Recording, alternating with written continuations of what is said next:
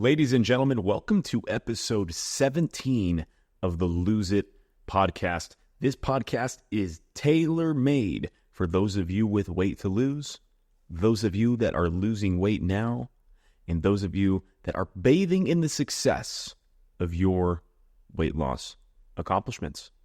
For those of you that are new to the podcast, thank you so much for being here. I'm your host, Nick Geoppo, and 5 years ago, I lost 110 pounds after a lifetime of gaining and losing weight. I have since then dedicated all of my free time to telling my story and to helping other people learn from the things that I had to learn the hard way when it came to what it actually took, what I actually had to do to lose weight and to keep the weight off for what has now been going on. 5 years as of April 29th, 2024 will be my 5-year weight loss anniversary. The topic of today's podcast is intuitive eating. And is intuitive eating bullshit, or is it a good strategy for weight loss? Before we really dive into it, you first need to understand what intuitive eating actually is. Some people think that it's something different. Here's the Google definition of intuitive eating. Intuitive eating is an approach to eating that focuses on the body's response to cues of hunger and satisfaction. It aims to foster a positive relationship with food as opposed to pursuing quote-unquote weight control or quote-unquote weight loss or quote-unquote calorie counting.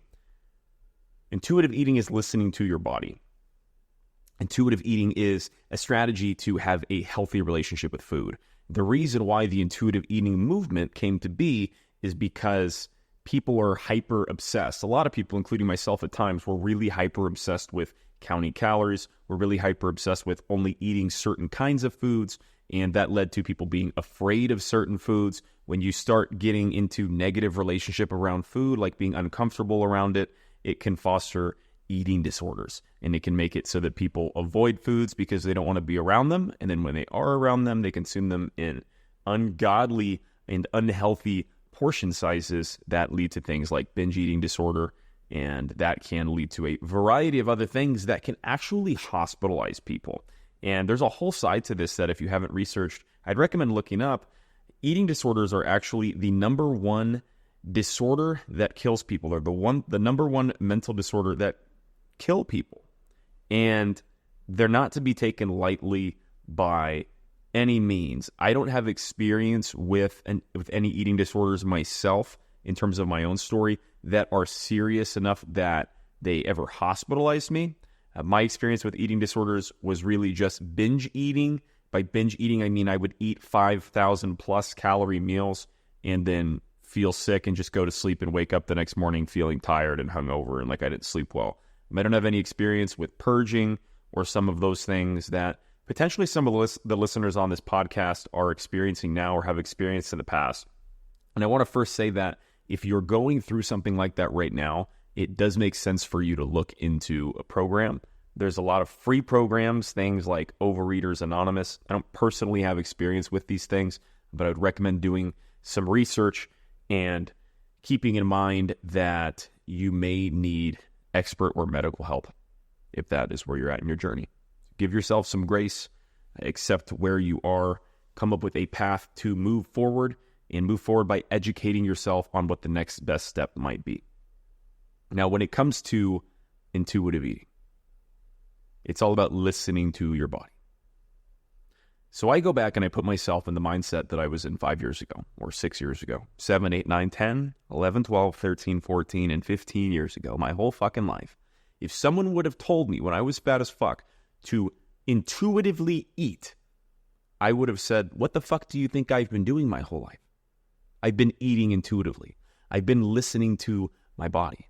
I've been eating the foods that I craved. When I was fat, my version of intuitive eating was I'd get hungry at 4 o'clock in the afternoon and go, oh, how can I Uber Eats or DoorDash a Dairy Queen Blizzard right now? That was intuitive eating for me. And the reason why I feel like intuitive eating is not the best route for every person to go on is because in a lot of ways, intuitive eating is listening to your body, and your body's not always telling you the right things. My body was telling me to eat like shit. My body was telling me to eat like crap. My body was telling me, man, you are fucking tired. Hit snooze on the alarm and sleep for another 10 minutes and then be late to work. XYZ. All of these things were me listening to the cues that my body were giving me. Now, listening to your body is absolutely the goal. The problem is that your body isn't always telling you the right thing. And what I really mean is that you might not actually know how to listen to the right messages from your body because you've been listening to the wrong things from your body this whole time. When your body's telling you that you want to go eat Dairy Queen, it's not actually telling you that you want ice cream. Your body's not actually saying, give me ice cream. What your body's saying is, I need some fuel. I need some calories. I need to not be starving because you haven't eaten in 20 hours because you're fasting. I need some carbs or maybe some sugar for energy. And what I did was I taught myself how to intuitively eat, and I taught myself how to listen to my body the right way. But the first thing that I had to do was learn how to listen to my mind, was learn how to use logic. Logically, when my body is telling me, hey man, you need some energy, why don't we go get a pint of ice cream or a tub of ice cream, I logically in my brain know that that is not the right thing to do. But my body is craving it, so it's sending these craving signals up to my mind. My mind gets to decide, do I give in and go eat the Dairy Queen Blizzard or the pint of ice cream? Or do I go eat some fruit and some Greek yogurt? Or do I go eat something else that's nourishing and see if the craving goes away? And what you find 99 out of 100 times is that when you're craving something and then you just go eat the thing that is not the thing that you're craving, you eat the thing that you know that your body would benefit from eating, like something that's actually healthy for you, you'll find that the craving's gone. You'll find that when you eat the foods you know you should be eating over the foods that your body is telling you that it wants, you will find that you no longer want the food afterwards. So if you can push off the craving for 10 minutes and just eat something else, you're going to find that most of the time the craving is gone and you address what your body is telling you is hunger, and your mind is misconceiving that message as, let's go get some ice cream, or let's go get some Domino's pizza, let's go get some McDonald's. It's not what your body actually wants, but it sounds like it's what your body wants, and that's what a craving is. The way that I learned to eat intuitively was by being strict on a diet for some time. And I did that by just cutting out bullshit food. Now, there's two ways of looking at losing weight, right?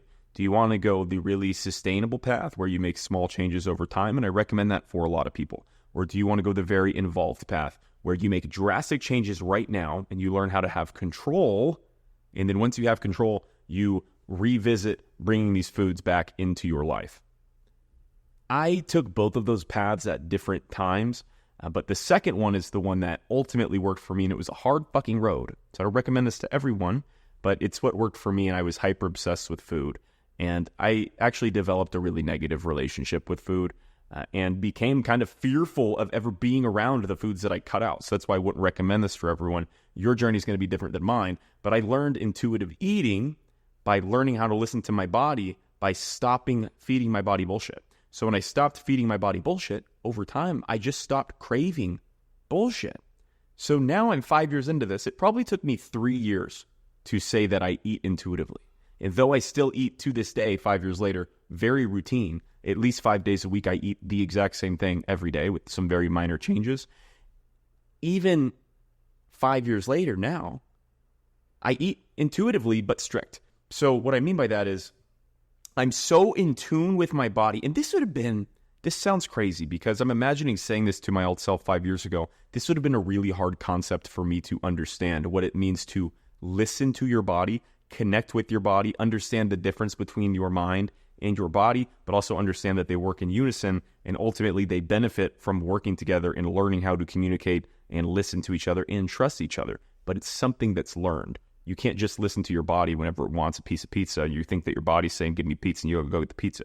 Use your mind, use some logic, give your body the food that it actually would benefit from eating, and over time, it will change the signals that your body's giving you. So now, 3 years into eating more healthy foods and less bullshit foods, this was a couple years back, I start going, wow, I'm actually craving fruit and I'm craving meat, beef and chicken.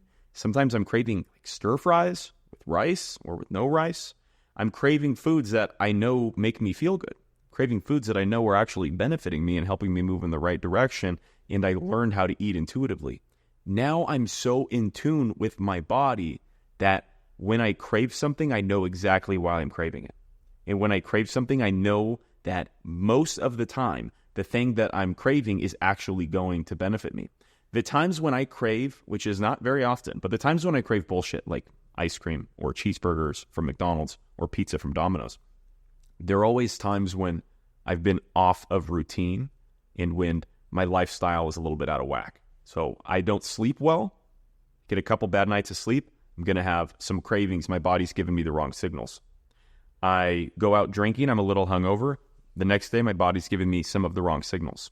Intuitive eating, I wake up the next day after drinking, my body says, let's go get some brunch with some pancakes and a bunch of bacon and sausage and drown it in syrup and all this shit that is going to make you feel tired and lethargic. Intuitive eating would tell you to listen to what your body wants. That's not actually what is going to benefit you. What's actually going to benefit you is waking up and eating something that is going to give you energy. Some Greek yogurt or non-fat Greek yogurt, some cacao powder, maybe a little bit of coffee or a little bit of protein powder mixed in there. Maybe some fruit mixed in there. Add an apple on the side with some blueberries mixed into the Greek yogurt. That sort of meal is going to actually make you feel good. Does it taste as good as going and eating the bullshit breakfast?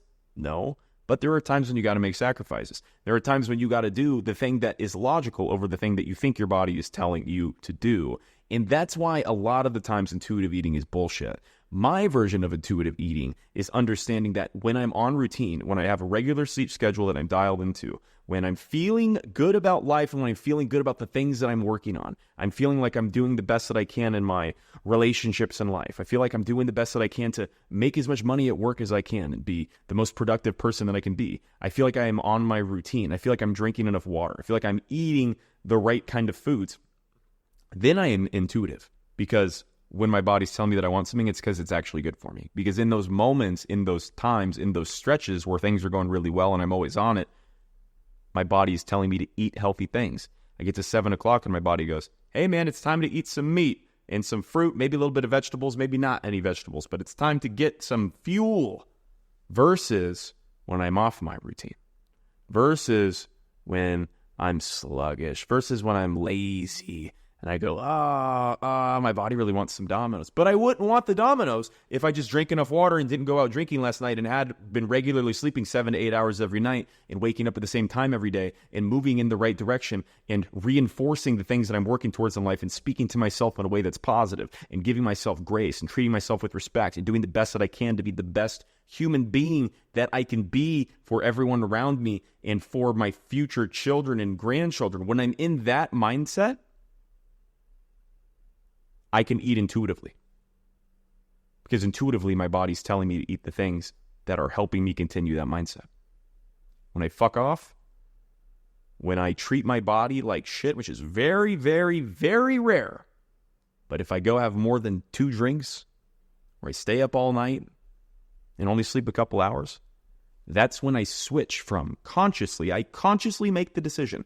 I sit down and go, okay, I can feel right now that my body is telling me to do something, like eat shitty food or hit snooze on the alarm, that is not going to benefit me. I need to get out of my body and get into my mind and use logic to beat this moment. I'm going to use the power of my brain. I'm going to zoom out from what's happening, zoom out from my body and look at myself in the third person like I'm playing myself in a fucking video game. I imagine that I'm a ghost flying above myself in the corner of a room, looking at myself going, what should this guy do in this moment right now that's going to help him? And what he should do is listen to the logic over listening to these wrong signals that his body is telling him, or that he's misinterpreting the signals from his body and wanting to go and treat himself shitty by eating shitty food. Or treat himself shitty by just sitting down and watching Netflix because I'm bored and lazy and I work so hard, guys, and I just want a reward. No, that's all fucking horse shit.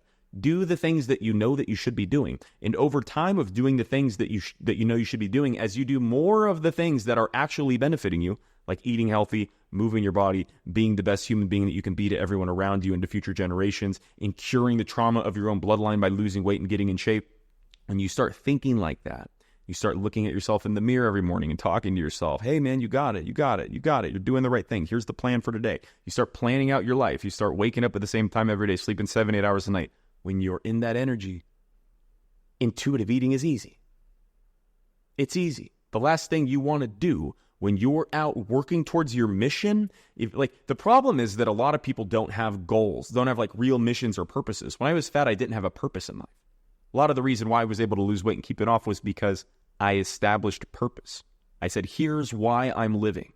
I'm living for this story. I'm living for future generations of children and grandchildren. When I established a routine and created a vision for the future that excited me, now losing weight became automatic. Because when you think like that, you can't go eat 2 Domino's pizzas. You can't go eat 3 Big Macs because it's against your purpose. If you have a purpose, you can't be fat. Your body won't let you. Your mind and your body won't let you eat bullshit if you have a purpose. And if you are dialed into that purpose and working and thinking about that purpose and talking about it all the time, every hour, every day, you cannot be fat. Your body won't let you. If you are fat and you find purpose, you will lose weight. Your body will start giving you signals, and your mind will start making decisions that are in the best interest of that purpose that you established and that reason for living that you are speaking to yourself in the mirror and to the people around you every single day. If you want to lose weight and keep the weight off, have a reason. Let that reason be your life mission. If you don't have a life mission, if you don't have a purpose that you can really identify, my purpose is to be the best dad I can be. My purpose is to be the best mom I can be. My purpose is to change the world in XYZ way. Or my purpose is to feel good and be happy. You can have selfish purposes too. They can be just about you. That's totally fine. Whatever they are, I promise that you eating like shit and you being overweight is not helping you with your purpose.